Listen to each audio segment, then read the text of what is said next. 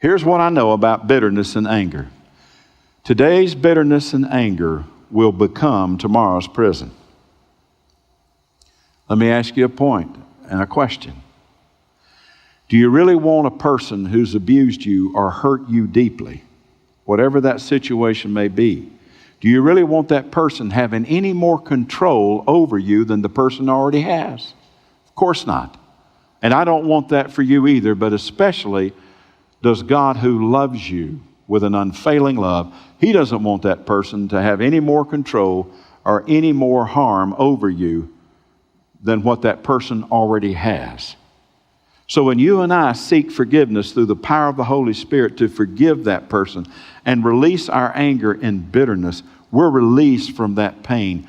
God will help us over time to be delivered, so that way that person no longer holds you captive to your own bitterness and anger. That's our plain truth today. It's on the screen above as we continue to worship. Let's say it together. Ready? Here we go. Today's bitterness can become tomorrow's prison. Today's bitterness can become tomorrow's prison. Now again, it doesn't take away from the fact that you've been injured or harm has been done to you. But you don't want to hold on to that and be controlled by that bitterness and anger any longer.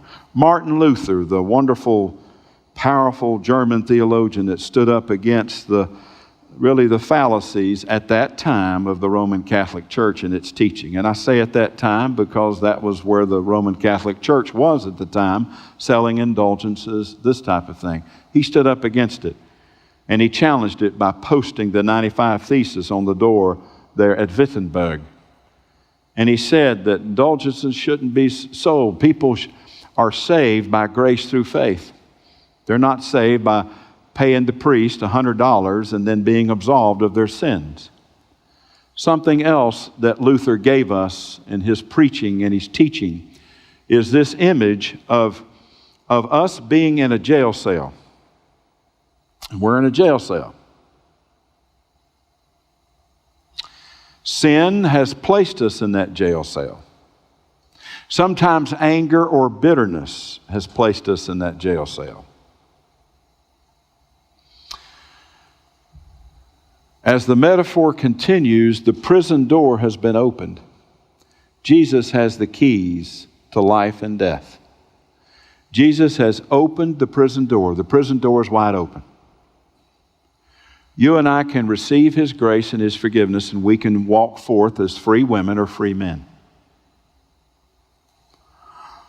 We may be in a prison of anger or bitterness, offenses that we've held on to, and it's put us in our own prison.